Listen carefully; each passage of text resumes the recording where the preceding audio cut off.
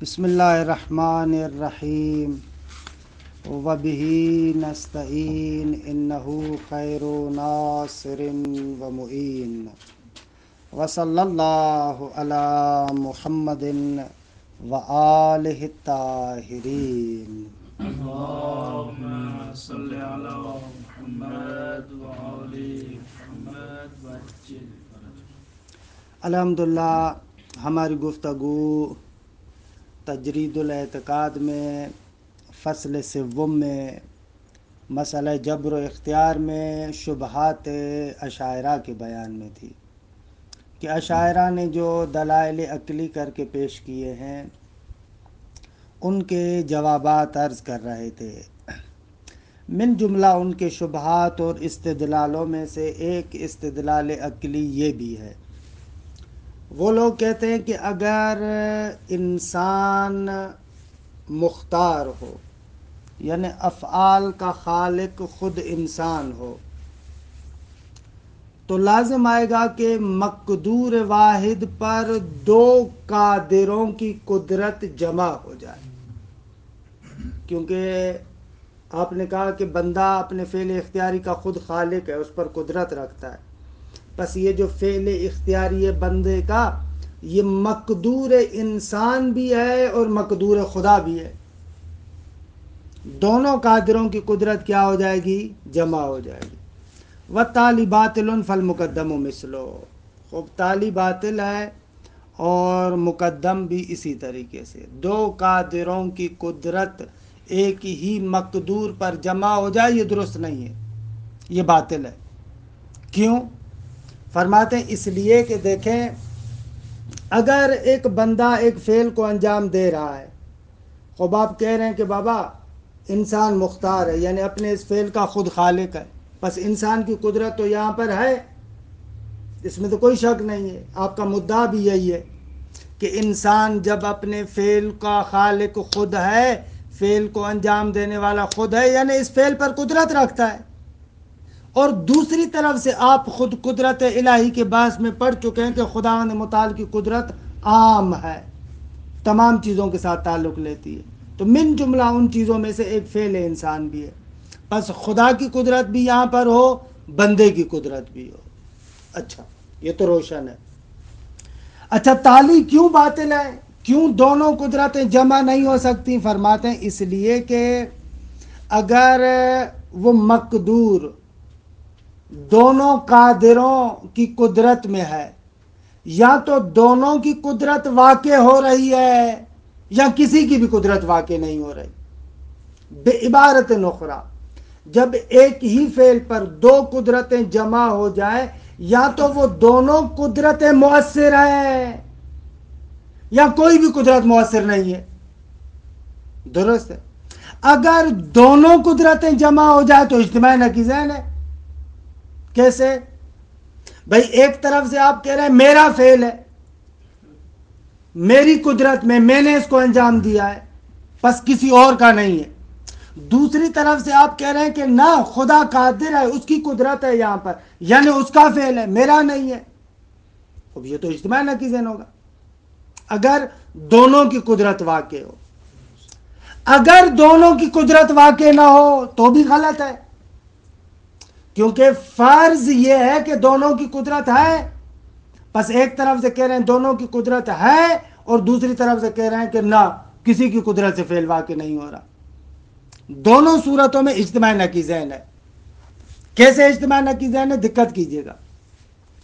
جب آپ کہتے ہیں اس فعل پر جو ایک فعل اختیاری ہے یہ مقدور ہے، مثلا زید ہے، یعنی اس فعل کو انجام دینے والا زید ہے، یعنی خدا نہیں ہے دیگے. جب زید اس کو انجام دے رہا ہے یعنی کوئی اور نہیں انجام دے رہا. در حالی کہ آپ فرض کریں کہ نہ، خدا کی قدرت میں بھی ہے، خدا بھی اس کو انجام دے رہا ہے. درست ہے؟ بس خدا انجام دے رہا ہے، نہیں دے رہا، زید انجام دے رہا ہے، نہیں دے رہا، یہ اجتماع نقیض ہے. یہ تو اس صورت میں جب دونوں کی قدرت یہاں پر واقع ہو. اگر دونوں کی قدرت واقع نہ ہو، علامہ اہلی کہتے ہیں اس صورت میں بھی اجتماع نقیضین ہے. بھائی اس صورت میں اجتماع نقیضین کیسے؟ اس صورت میں اجتماع نقیضین ایسے، ایک طرف سے آپ کہہ رہے ہیں کہ دونوں کا مقدور ہے اور دوسری طرف سے کہہ رہے ہیں کہ وہ فعل واقع بھی نہیں ہو رہا. مقدور ہے یعنی واقع ہونا چاہیے، اور ادھر سے کہہ رہے ہیں کہ فعل واقع نہیں ہو رہا یعنی مقدور نہیں ہے. پس ہو بھی نہ بھی ہو، اجتماع نقیضین ہوگا. اچھا ان کو بھائی دونوں قادروں میں سے ایک کی قادر کی قدرت یہاں پر واقع ہو، یہ بھی تو عقلی طور پر ہو سکتا ہے نا، تیسری صورت ہو سکتی ہے. تو مستشکل جواب استدلال کرنے والا اشعری جواب دیتا ہے اس صورت میں ترجیح بلا مرجح لازم آئے گی. بھائی جب دونوں قادر ہیں تو کسی ایک کی قدرت سے واقع ہو رہا ہے، وہ کون ہے؟ کسی کو کوئی مرجح حاصل نہیں ہے. لہذا انسان اپنے فعل کا فاعل نہیں ہے، اپنے فعل پر قدرت نہیں رکھتا. یہ اشاعرہ کا استدلال. جواب دیتے ہیں، کہتے ہیں کہ یہ اعتراض بالکل بھونڈا اعتراض ہے. ہم کہتے ہیں کہ اگر فعل واحد پر دونوں قدرتیں جمع ہو جائیں تو ظاہر سی بات ہے کہ پروردگار عالم کی قدرت واقع ہوگی. آپ نے کہا نا دونوں میں سے کوئی ایک قدرت کے تحت یہ فعل واقع ہو. ہم کہہ رہے ہیں کہ وہ خدا ہے. بھائی کیوں ترجیح بلا مرجح؟ کہہ رہے ہیں کہ ترجیح بلا مرجح بھی نہیں ہے، کیونکہ خدا کی قدرت عبد کی قدرت سے اقوا ہے، مرجح موجود ہے. جو اقوا ہے قدرت وہ خود بخود اقوا ہونے کی وجہ سے مرجح رکھتی ہے. مثلا عرفی مثال دوں آپ کو. فرض کریں کہ دو بندے آپس میں لڑ رہے ہیں، ایک کہہ رہا ہے کہ یہ کتاب میں اٹھاؤں گا، دوسرا کہہ رہا ہے میں اٹھاؤں گا، ایک دوسرے کو دھکا دے رہا ہے. بھائی ان دونوں میں سے جو زیادہ طاقتور ہوگا وہ دوسروں کو پھینک دے گا نا. یہی کہ اس کا زیادہ طاقتور ہونا ہے مرجح بنتا ہے کہ اس کی قدرت واقع ہو. لہذا جو آپ نے استدلال قائم کیا کہ بدون مرجح ہے، یہ استدلال غلط ہے. اصلا یہاں پر اگر ہم کہیں کہ یعنی یہ جو بندہ ہے جو فعل کو خلق کر رہا ہے یہ مستقیم ہے اور یہ کبھی ہے، کیونکہ یہ خدا کبھی ہے نا، کیونکہ اس کو بھی قدرت خدا نے دی ہوئی ہے، اس کو بھی قدرت تو خدا نے دی ہوئی ہے. پھر تو یعنی ہم یعنی مستقیم والی بحث کریں، یعنی یہ مستقیم انجام دے رہا ہے. یہ بھلے یہ اس عبارت کو پڑھوں، مگر یہ کہ آپ اشارہ کر رہے ہیں کہ ہم اعتراض بیکار ہے، ہم جواب بھی اچھا نہیں، جب ہم دونوں میں اشکال ہے. اس کی طرف میں فعلا نہیں جا رہا تھا. اللہ اس کتاب کو دیکھتے ہیں، اس کے بعد اشارہ کرتا ہوں کہ ہمیں اعتراض بھی درست نہیں ہے، جواب بھی درست نہیں ہے. صحیح، آپ اسی طرف یعنی آپ کہنا چاہتے ہیں اس صورت میں تو پھر آپ نے گویا کہ انہی کی بات غیر ارادی طریقے سے کہہ دی نا کہ بس خالق پھر خدا بن گیا. اس کا تو کوئی دخل اندازی نہیں، پھر تو یہ نہیں ہوگا. جب وہ فعل مقدور بندہ بھی ہے اور مقدور خدا بھی ہے تو ایسی صورت میں آپ کہہ رہے ہیں کہ قدرت خدا واقع ہو رہی ہے تو پھر ان چکا ریاض. بھلے یعنی جیسا اعتراض ہے ویسا جواب ہے کہ دونوں میں اشکال ہے. اصل نقطہ اور ہے کہ جس کو میں اس شعبے کے آخر میں عرض کرتا ہوں کہ اس سے غفلت کی گئی ہے، لہذا ہم اشکال میں اعتراض ہے، ہم جواب میں اشکال ہے، دونوں مناسب نہیں. وَمَعَ الْإِجْتِمَاعِ يَقَعُ مُرَادُهُ تَعَالَى. آغا اگر ایک فعل پر دونوں قدرتیں جمع ہو جائیں تو مراد خدا واقع ہوگی. کہ یہ جواب ان کے شبہ کا. اقول ھذا جواب عن شبہۃ اخری لہم. ان کا ایک اور شبہ ہے، اس کا جواب ہے یہ. وہ شبہ کیا ہے؟ وتقریر ہوا، اس شبہ کی تقریر یوں ہے: ان العبد لو کان قادرا علی الفعل لازم اجتماع قادرین علی مقدور واحد. آغا اگر بندہ اپنے فعل پر قدرت رکھتا ہو تو لازم آئے گا کہ دو قادر جمع ہو جائے مقدور واحد پر. وَالتَّالِي باطلٌ. دو قادر مقدور واحد پر جمع نہیں ہو سکتے. فالمقدم مثلو. پس یہ کہنا کہ بندہ فعل پر قدرت رکھتا ہے یہ بھی باطل ہے. کیا سے استثنائی؟ روشن ہوا گا. بیان شرطیہ. خوب بیان ملازمہ کیا ہے؟ کیونکہ مقدم و تالی کو آپ نے ذکر کیا، اور مقدم و تالی کے درمیان تو تلازم ہونا چاہیے. بیان شرطیہ اور بیان ملازمہ یہ ہے کہ انہو تعالی قادر علی کل مقدور. بھئی آپ نے ابتداء کتاب میں بیان کیا کہ خدا ہر چیز پر قادر ہے. فلو کان العبد قادرا علی شیء، اب اگر بندہ بھی ایک شے پر قدرت رکھتا ہو تو لجتمعت قدرتہ و قدرت اللہ تعالی علیہ، تو اس فعل پر جمع ہو جائے گی اللہ تبارک و تعالیٰ کی قدرت اور بندے کی قدرت، دونوں جمع ہو جائیں. یہ ہو گیا ملازمہ. وَأَمَّا بُطْلَانُ التَّعْلِیلِ، دیکھیں یہ ایک خوبصورت طریقہ ہے فنی کتابوں کا. اگر آپ کیا سے استثنائی بناتے ہیں تو وہاں پر آپ کو دو چیزیں بیان کرنی پڑتی ہیں. اصل ملازمے کو بھی ثابت کرو، اور جو آپ مثلا کہہ رہے ہو کہ یہاں پر تالی باطل ہے تو اس بطلان تالی کو بھی ثابت کرنا پڑے گا. تو اصل ملازمے کو انہوں نے ثابت کیا کہ پس لازم آئے گا کہ دو قادر ایک ہی مقدور پر جمع ہو جائے. لیکن یہ کہ دو قادروں کا ایک ہی مقدور پر جمع ہونا باطل ہے، یہ تالی باطل ہے. اس کو کیسے بیان کریں گے؟ کہہ رہے ہیں اس کو یوں بیان کریں گے، وَأَمَّا بُطْلَانُ التَّعْلِی، کہ دو قادر مقدور واحد پر جمع نہیں ہو سکتے، اس کا بیان یہ ہے فَلِأَنَّهُ لَوْ أَرَادَ اللَّهُ تَعَالَى ایجادہ، اگر پروردگار عالم اس فعل کے ایجاد کرنے کا ارادہ کرے، وَأَرَادَ الْعَبْدُ إِعْدَامَهُ، اور بندہ اس کے اعدام کا ارادہ کرے تو کیا ہوگا؟ فَإِنْ وَقَعَ الْمُرَادَانِ، کہ جو میں نے خارج میں بیان کیا تھا اسے تھوڑا سا تفاوت رکھتا ہے، ٹھیک ہے. فَإِنْ وَقَعَ الْمُرَادَانِ، اگر دونوں مراد واقع ہوں، یعنی خدا چاہ رہا ہے ایجاد ہو، بندہ چاہ رہا ہے معدوم ہو، اور دونوں کی مراد واقع ہو، تو اجتماع نقیضین ہے. میرے خارج والے بیان سے تھوڑا سا مختلف ہے یہاں. او ادما، یا دونوں کی مراد واقع نہ ہو تو بھی اجتماع نقیضین، لازم اجتماع النقیضین. وَإِنْ وَقَعَ مُرَادُهُمَا وَإِنْ وَقَعَ مُرَادُ أَحَدِهِمَا دُونَ الْآخَرِ، اور اگر آپ کہیں کہ نہ، اگر دونوں میں سے ایک کی مراد واقع ہوئی دوسرے کی نہ، لازم ترجیح من غیر مرجحین، تو ترجیح بلا مرجح لازم آئے گی. بس تقریر بیان تھوڑی سی جو میں نے خارج میں بیان کی تھی اس سے متفاوت ہے. بطلان تالی میں تھوڑا تفاوت ہے. بطلان تالی اس طریقے سے وارد ہوئے ہیں، خدا چاہتا ہے کہ ایجاد کرے، بندہ چاہتا ہے کہ وہ معدوم ہو. اب یہاں پر فرض کر رہا ہے یا دونوں کی مراد واقع ہوگی تو اجتماع نقیضین ہے، دونوں کی مراد واقع نہ ہو تو بھی اجتماع نقیضین ہے. اگر کسی ایک کی مراد واقع ہو دوسرے کی مراد واقع نہ ہو تو اجتماع نقیضین ہے، او تو ترجیح بلا مرجح ہے. برادہ میں بھی تو آپ وہی کہہ رہے ہیں نا، ہم کہ دونوں کی مراد یعنی خدا کی مراد اور بندے کی. خدا کی مراد ہے کہ فعل واقع ہو، بندے کی مراد ہے کہ فعل واقع نہ ہو. اس میں ان وقع مراد احدہما دون الاخر، اس سے کیا ہے؟ اس سے یعنی دونوں میں سے کسی ایک کی مراد، یا خدا کی یا بندے کی، کسی ایک کی مراد واقع ہو، یہ کہنا چاہ رہا ہے. تو والجواب ان نقول یقع مراد اللہ تعالی، اگر دونوں میں جھگڑا ہو جائے تو پروردگار عالم کی مراد واقع ہوگی جھگڑے کی صورت میں. لأن قدرتہ اقوی من قدرت العبد، کیونکہ پروردگار عالم کی قدرت بندے کی قدرت سے زیادہ ہے.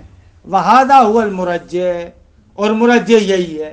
پس وہ جو آپ نے تین صورتیں بنائی کہ یا دونوں کی مراد واقع ہوگی یا کسی کی واقع نہیں ہوگی یا کسی ایک کی ہوگی، تو ہم تیسری شک کو انتخاب کر رہے ہیں. درست ہے، اس صورت میں درست ہو جائے گا، پھر مشکل نہ تھا، پھر ایراد نہیں آ گا اس پر. اگر ایسے تبیین ہم کریں جیسے انہوں نے فرض کیا ہے کہ دونوں کی قدرت جمع ہو گئی، خدا چاہ رہا ہے کہ فعل ہو، بندہ چاہ رہا ہے کہ فعل نہ ہو. اب اس نے ہمارے سامنے تین شکیں رکھی ہیں، یا دونوں کی مراد واقع ہوگی بھلے اجتماع نقیضین ہوگا، کسی ایک کی واقع نہیں، کسی کی بھی واقع نہیں ہوگی اجتماع نقیضین ہوگا، دونوں میں سے کسی ایک کی ہوگی ترجیح بلا مرجح آئے گا. تو علامہ کہہ رہے ہیں کہ نہ، ترجیح بلا مرجح نہیں آئے گا.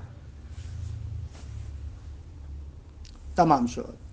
آخر میں مرحوم علامہ حلی رحمۃ اللہ علیہ فرماتے ہیں کہ یہ دلیل در حقیقت ان اشاعرہ نے برہان تمانع سے لیا ہے.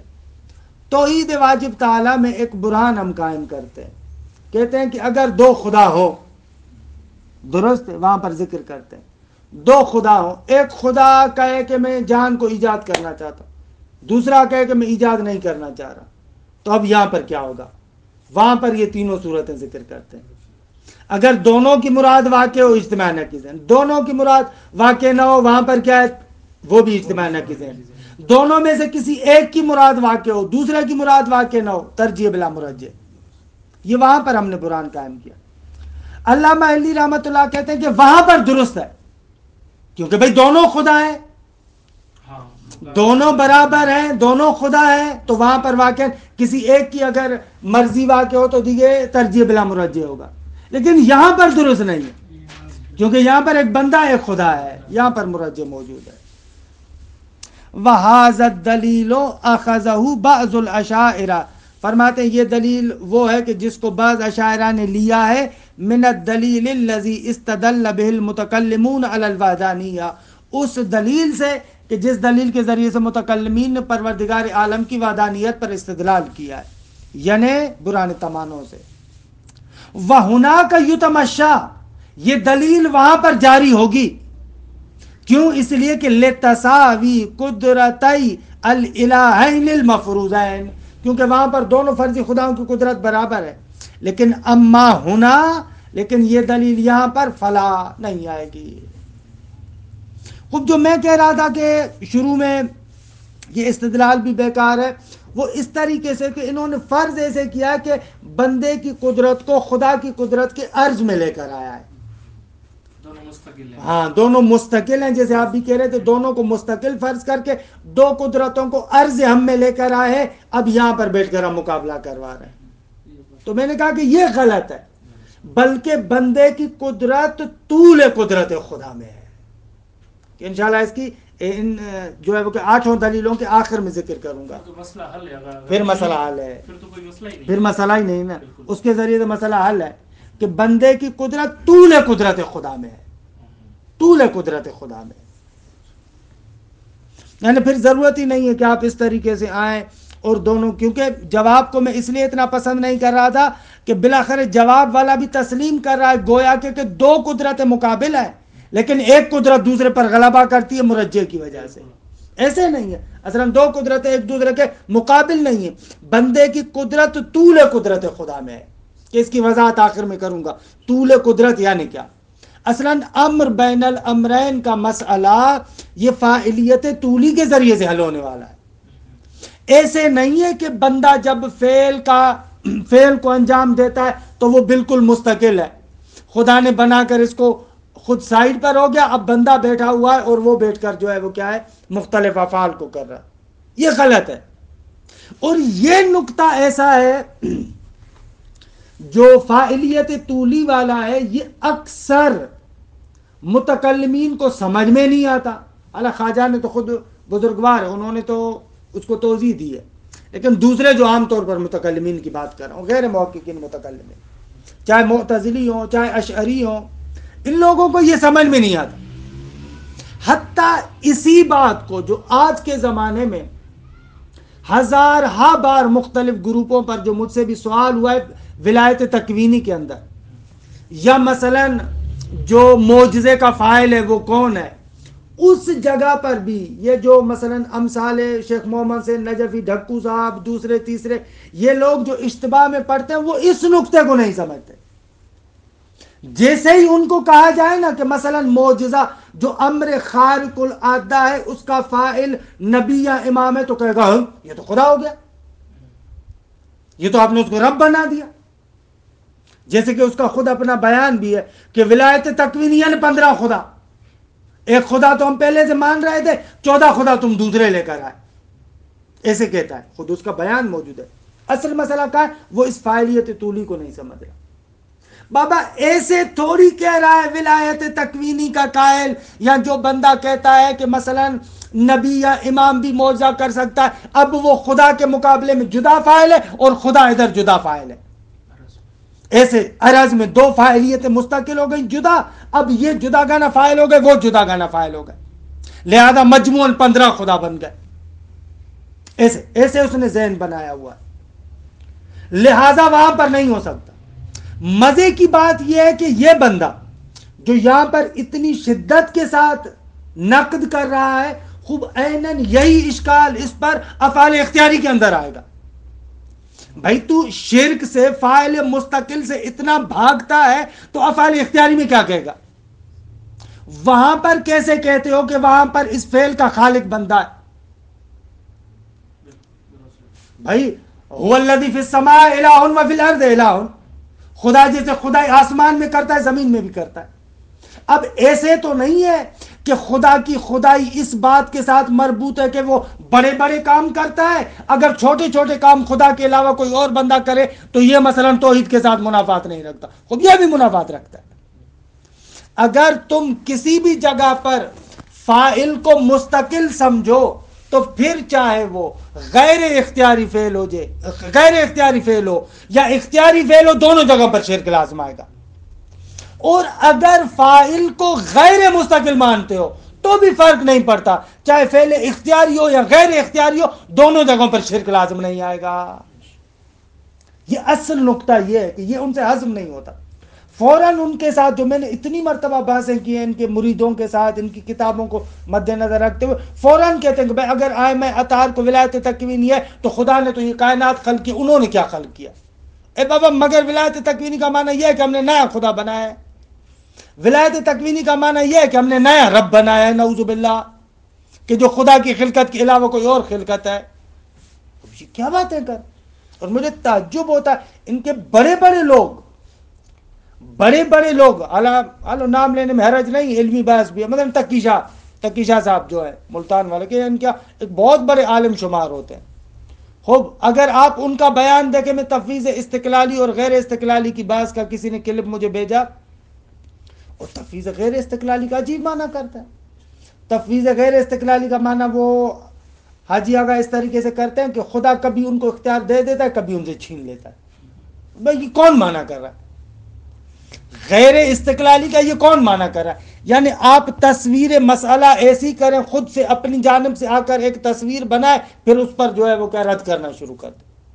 ایسے نہیں. اصل یہ جو امر بین الامرین کا مسئلہ ہے نا، یعنی ایک ہی فعل ہو، وہاں پر خدا کی فاعلیت بھی محفوظ، بندے کی فاعلیت بھی محفوظ، مسئلہ حل ہو جاتا ہے. یہ ان سے تصور نہیں ہوتا.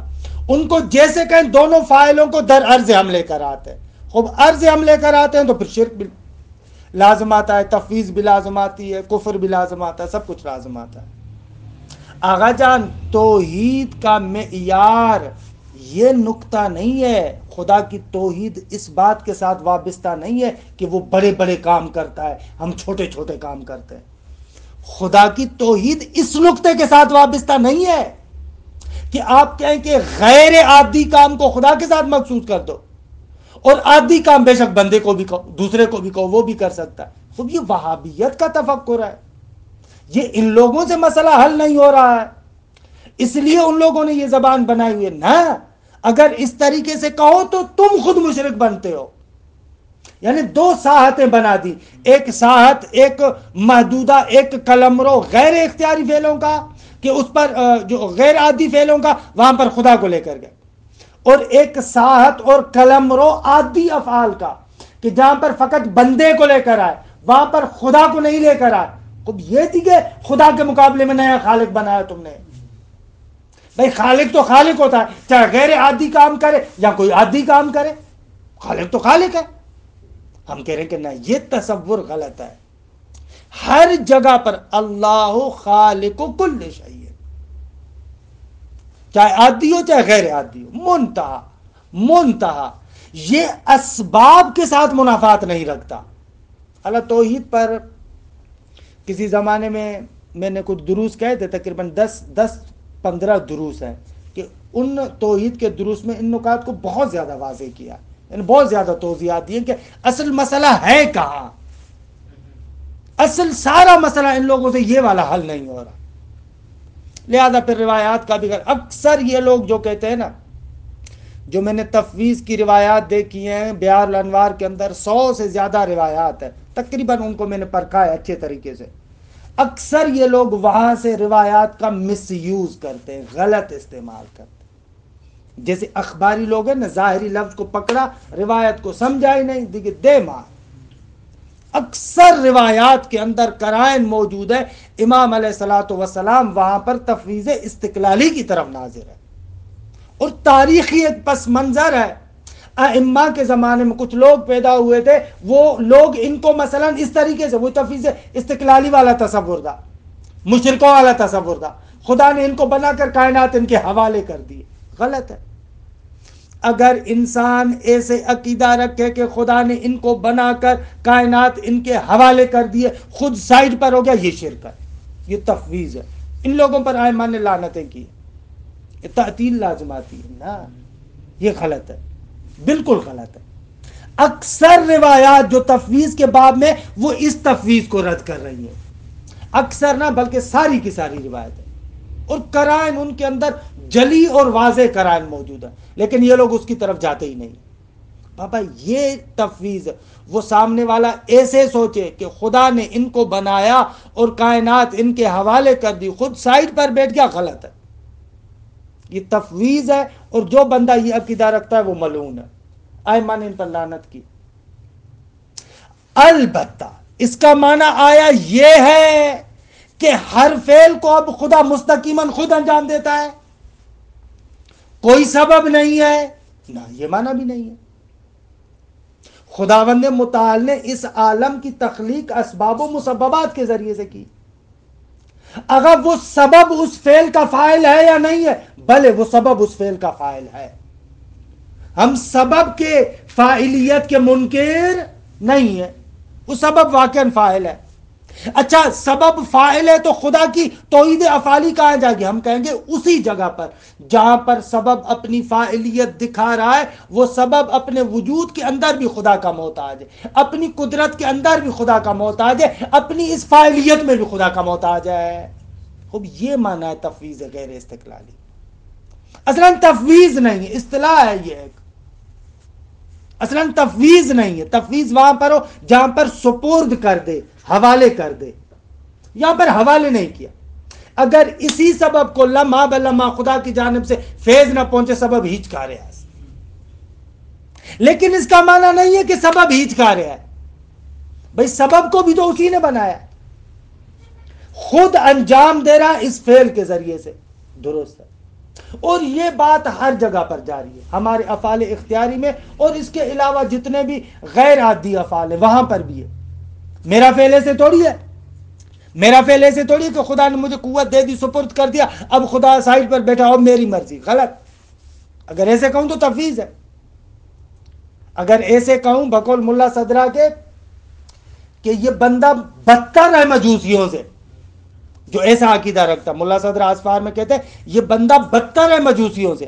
مجوسیوں نے تو دو خداؤں کی بات کی، یہ جو اپنے آپ کو بندوں کو افعال کے اندر مستقل جانتا ہے، یہ جتنے بندگان ہیں اتنے فاعل خدا کے مقابلے میں اس نے بنائے ہوئے ہیں۔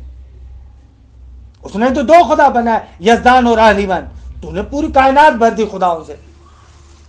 خوب یہ اصل نقطہ ہے، دقیق ہے، لطیف نقطہ ہے، کہ سارے بزرگان اس کی توضیح دیتے، یہ نقطہ ان کو سمجھ میں نہیں آتا، سمجھ میں نہیں آتا۔ لہذا پھر ایسے مثلا ائمہ نے کہا کہ غلاط ملعون ہے، بالکل غلاط ملعون ہے۔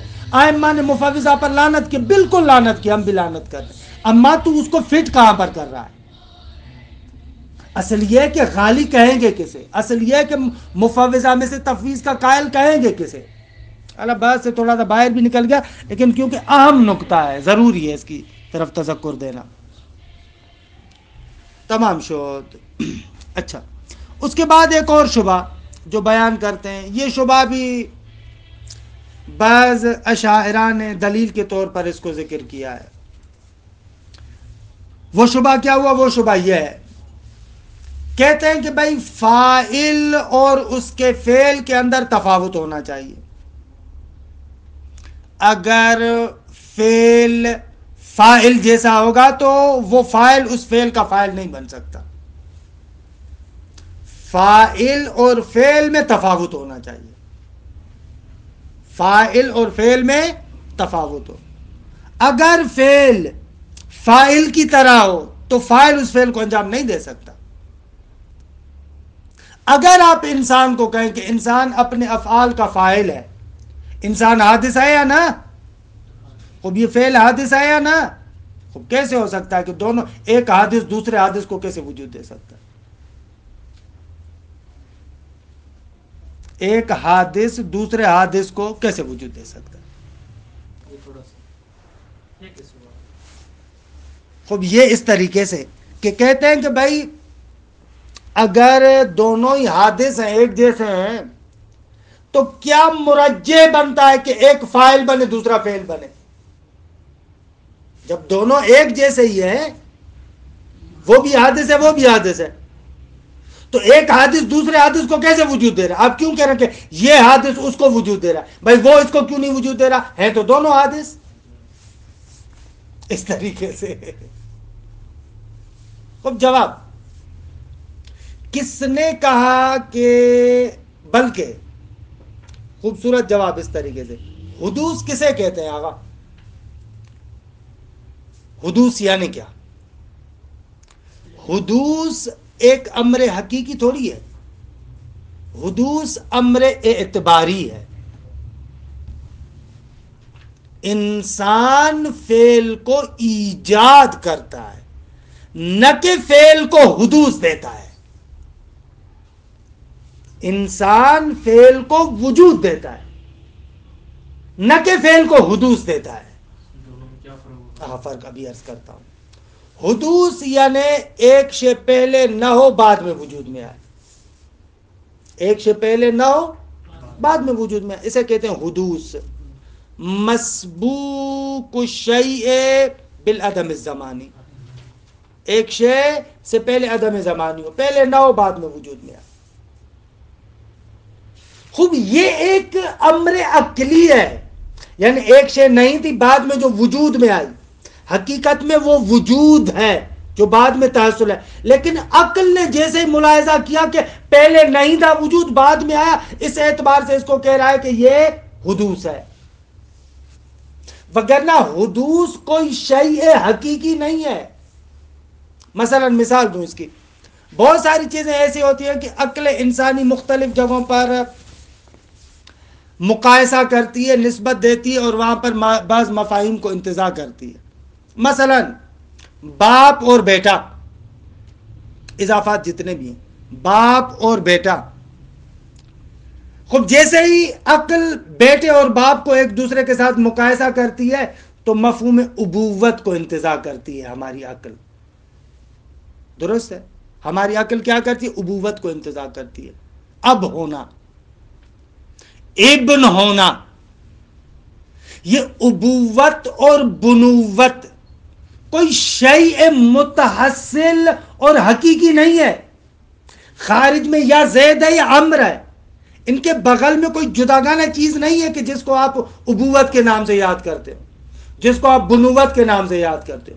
یہ اعتبارات ہے کہ عقل مختلف چیزوں کو جب ایک دوسرے کے ساتھ مقایسہ کرتی ہے تو وہاں سے انتزاع کرتی ہے۔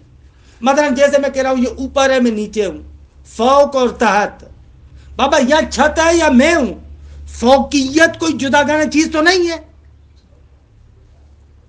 عیناً اسی طریقے سے حدوث، حدوث کوئی شیء حقیقی تھوڑی ہے، بلکہ ایک شے جو پہلے نہیں تھی بعد میں جیسے ہی وجود میں آئی تو عقل نے اس کو حالت سابقہ کے ساتھ مقایسہ کیا اور وہاں پر مفہوم حدوث کو انتزاع کیا۔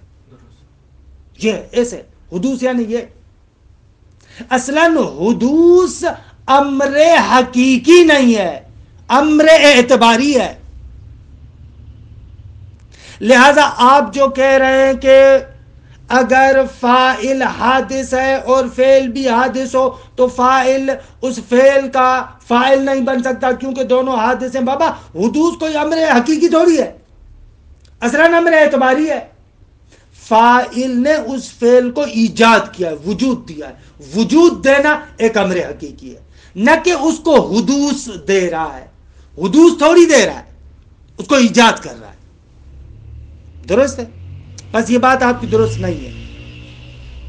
دیکھیں قال والحدوث اعتباری، خواجہ کہتے ہیں کہ بابا حدوث ایک امر اعتباری ہے، ان کے شبہ کا جواب ہو گیا۔ اقول هذا جواب عن شبهة اخرى ذکرها قدماء الاشاعرہ. اگر یہ ایک اور شبہ کا جواب ہے کہ جو قدماء اشاعرہ نے ذکر کیا.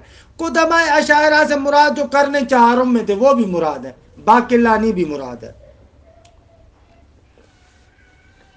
وہی وہ شبہ یہ ہے ان الفاعل یجب ان یخالف فعلہ، واجب ہے کہ فاعل اپنے فعل کے مخالف ہو، یعنی اس سے جدا ہو، دونوں ایک جیسے نہ ہو.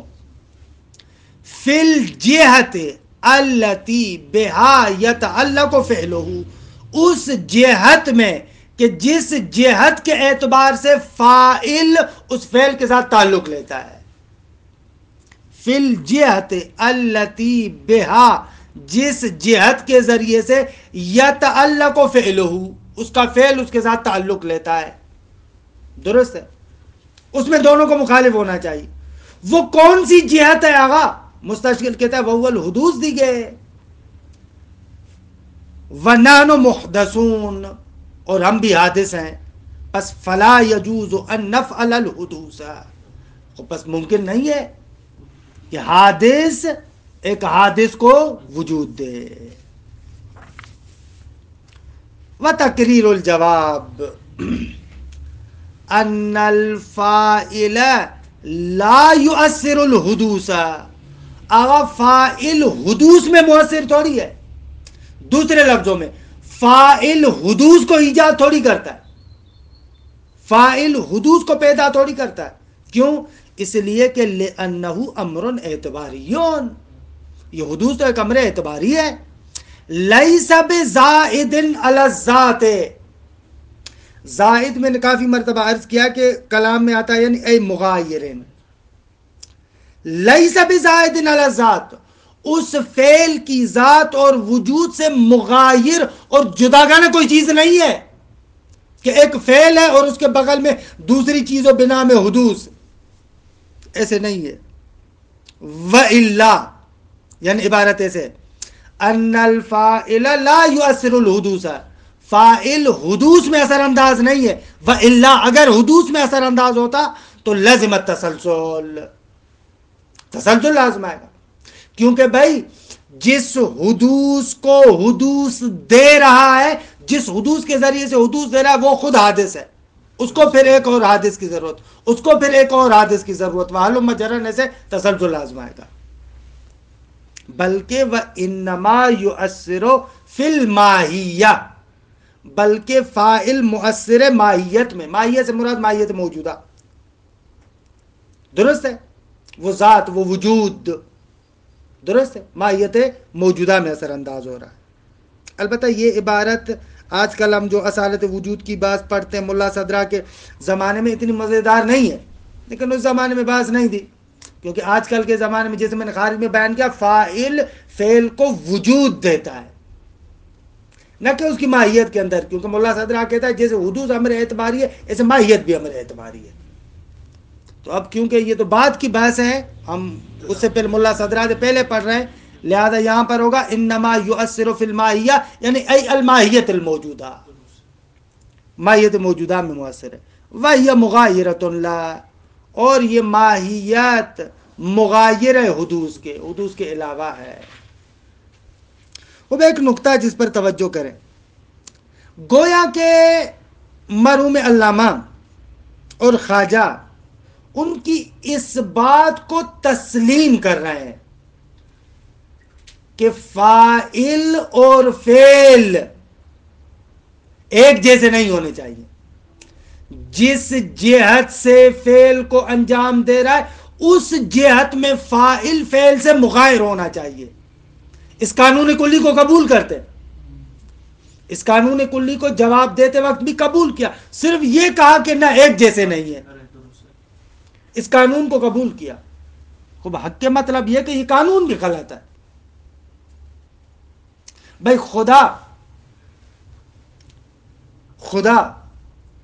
خدا جو موجودات کو ایجاد کرتا ہے، وجود دیتا ہے، ہاں وجود دیتا ہے نا، خوب موجودات کو وجود دیتا ہے، خود موجود ہے نا،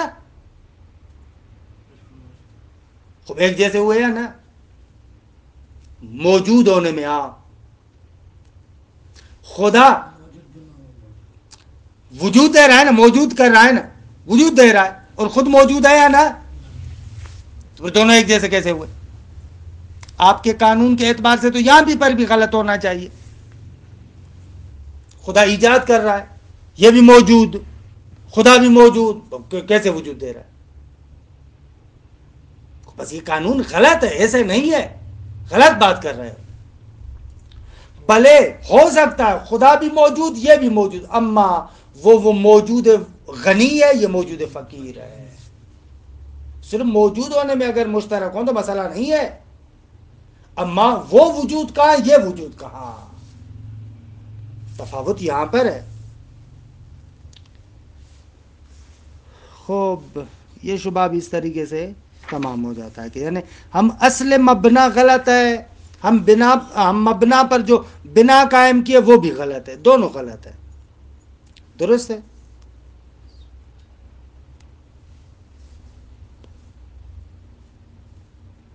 یہ نقطہ جو میں عرض کر رہا ہوں یہ مرحوم اردبیلی، مقدس اردبیلی، ان کا حاشیہ ہے شرح تجرید پر، انہوں نے بھی ذکر کیا ہے اور تعجب کیا خود مصنف سے. ان کی تعبیر یہ ہے اردبیلی کی، بل الدلیل منقوض بمثل فعلہ تعالی الوجود. یہ جو آپ نے دلیل قائم کیا یہ خود نقض ہو جاتی ہے. خدا جو مثلا کسی وجود کو فعل ایجاد کرتا ہے، فإن الوجود اثرہ مع کونہ موجودان، جس کو ایجاد کر رہا ہے وہ اس کا اثر ہے اور موجود ہے. خدا بھی موجود وہ بھی موجود. خوب آپ کا قانون تو یہاں پر نقض ہو جاتا ہے، بس یہ قانون غلط ہے. والعجب ان المصنف رحمہ اللہ تعالی ما اجاب به. مقدس اردبیلی کہتے ہیں تعجب ہوتا ہے کہ مصنف نے یہاں پر کیوں نہیں پکڑا ان کو کہ تمہارا قانون غلط ہے. مصنف کا جواب بھی درست ہے، مصنف کا جواب غلط نہیں ہے، لیکن وہ آئے بنا کی طرف، گویا کہ مبنا کو تسلیم کیا. تو آغا اردبیلی کہہ رہے ہیں کہ اصلا مبنا ہی غلط ہے، وہاں پر کیوں نہیں پکڑا. اچھا کو بعد والا اتنا مشکل نہیں ہے، اس کو عرض کروں یا چھوڑوں؟ کافی ہے، کافی ہے، تھک گئے؟ چلیں ٹھیک ہے پھر کافی ہے. بلا وصلی اللہ علی محمد و اہل بیتہ الطیبین الطاہرین.